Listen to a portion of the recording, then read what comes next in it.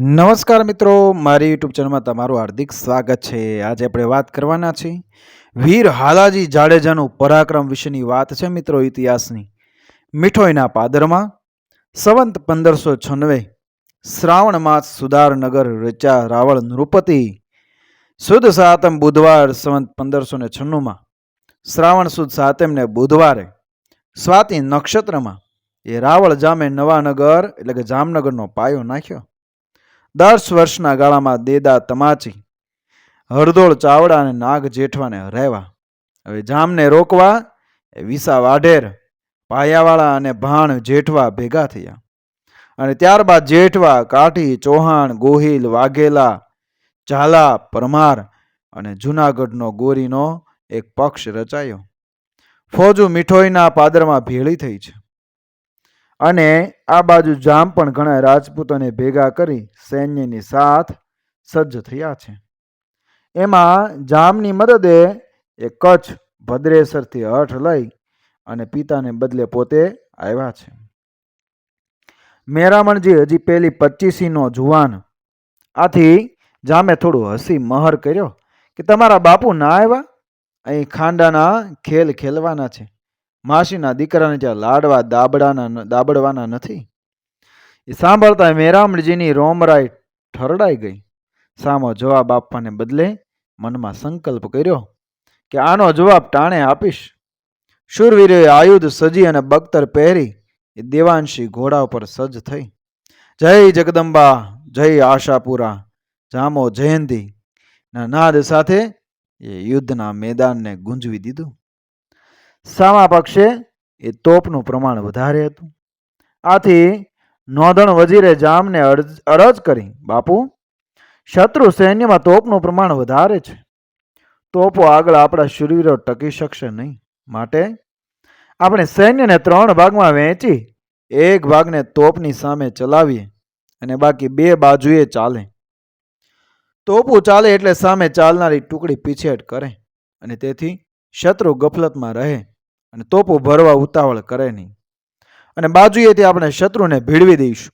પણ રાવળ જામ બીજું વિચારતા હતા. તેમણે કહ્યું કે હું રાવળ જો હટું ગીરી ચળે મહીસર, હું રાવળ જો હટું દિવસનો ભળભળ દિનકર, હોવત ક રાવળ હટું માને કેમ સંસાર મન, જીવન મરણ ઈશુ પરા દિવાક્રમ અશ મેઘદન. પાછા હટવાને બદલે સામા ચાલીને તોપના કાનમાં ખીલા ધરબી તેને નકામી બની દેવા માંગતા હતા. હિંમત જો કીમા હુવે પોરસ રાજપૂત, ખીલા તોપા ખીલવે ધોનું દળ જોતા. જો કોઈ ભળવીરો જઈ તોપોના કાનમાં એ ખીલા ધરબી અને નકામી બનાવી દે. આ માટે સમિયાણામાં ભેગા થઈ અને બીડું ફેરવવામાં આવ્યું અને પરબતજીના પુત્ર એ તોગાજી સોઢાએ એ બીડાને ગ્રહણ કર્યું. બીડું ફીરફીર આવ્યો નરકો જાલ્યો નાય, તે બળગ્રહ્યો તોગડે સોઢા વંશ સવાય. તેમની સાથે એ રણસિંહ વિકમસિંહ તેમજ રવાજી પણ તૈયાર થયા. આ ચારેય જુવાનો દુશ્મનના કટકમાં પ્રવેશી જઈ અને હથોડી અને નાગફણી લઈ એ તોપોના કાન બૂરી નકામી બનાવવા લાગ્યા. આમ એ ઘણીક તોપો નકામી બનાવી દઈ અને યુદ્ધ કરી અનેક ઘાથી વેતરાઈ અને વીરગતિ પ્રાપ્ત કરી. તોગાજી અને સાથીઓનો અદ્ભુત પરાક્રમ જોઈ એ ભાણ જેઠવાએ તેમની પ્રશંસા કરી અને હવે કોઈ જામને ભાલો પોરવી શકે એ માટે હાકલ કરી. કરશન જામ વેચાએ એ ધણીનું લોણ હક કરવા આ પડકાર ઝીલ્યો. આદેશ મળતા તે કાગળનો બીડો લઈ અને હાથે ભમરીઓ ભાલા પર સફેદ કાપડ વીંટી જેથી વિષ્ટિના બહાનું કરી એ જામની છાવણીમાં દાખલ થયા. રોંડાટાણું થયું હતું અને સૂર્યના આકરા તેજ ધરતીને વેરાતા હતા. જામ પોઢ્યા હશે અને જામના નાના ભાઈ હરદોળજી જેમના પરથી એ ધુસલપુર ગામનું નામ ધ્રોળ પડ્યું, તેઓ નાહવાની તૈયારીમાં હતા. ત્યાં પહોંચી અને કરશન જામ વેચાએ જામને હથોહથ એ કાગળ આપવાના ઈરાદો કહ્યો. હરદોળજીએ હું જ જામ છું કહી ઓળખ આપી. કાગળ માગ્યો અને જામ વેચાઈ નજર નોંધી અને રૂપાના બાજોઠે એ નવા બેઠેલા પ્રચંડ શરીરવાળા ને પહેરેદારો અને સેવકો વચ્ચે રહેલા એ હરદોળજી ને જામ માની કાગળ વાંચવા આપ્યો. કાગળ ઉગાડી ઠાકોર હરદોળજીએ નજર ફેરવવા માંડી. પહેરેગીરોની નજર પણ એ કાગળ માથે મંડાણી. એ જામ વેચાનો એ ભાલો ઉપાડ્યો. આંખના પલકારામાં એ ઠાકોર હળદોળજીની પહોળી છાતી વીંધીને એ પાછો વળી ગયો. દગો દગો રીડિયા રમણ બોલી. જામ વેચો ઘોડે છલાંગ મારી અને હાલી નીકળ્યો.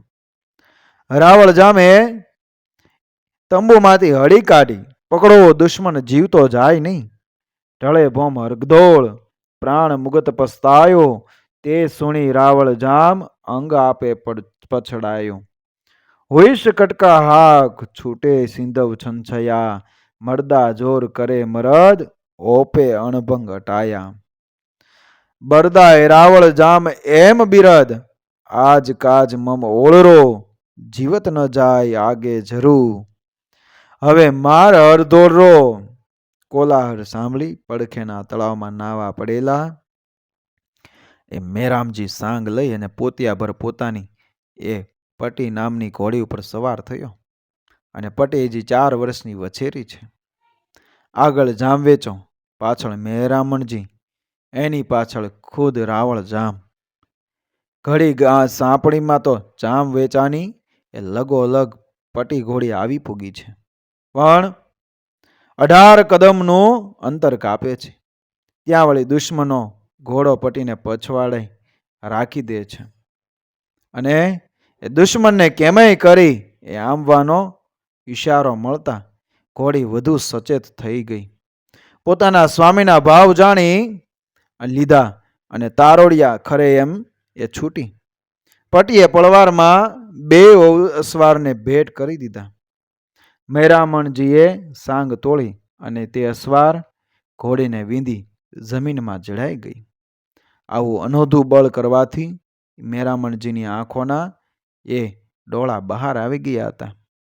અને એ પટી ઘોડીના આગલા પગની ખાલ એ ગુડા સુધી ઉપર ચડી ગઈ હતી. પાછળ જામ રાવળ સાથે પાળ આવી પહોંચ્યું. જામે તેમની પાસે જઈ બિરદાવ્યા અને કહ્યું કે હાલાજી તારા હાથ વખાણું કે પટ્ટી તારા પગ વખાણું. જય સિયારામ. મિત્રો, વિડીયો પસંદ આવે મારી ચેનલ સબસ્ક્રાઈબ કરો, ફોલો કરો, શેર કરો. મળીએ આવી જ ઘટનાને પ્રેરણાદાયક વાર્તાઓ સાથે આગળના વિડીયોમાં, આપણા ઇતિહાસ સાથે, આપણા સાંસ્કૃતિક વાર્તા સાથે. જય શ્રી કૃષ્ણ. રાધે રાધે.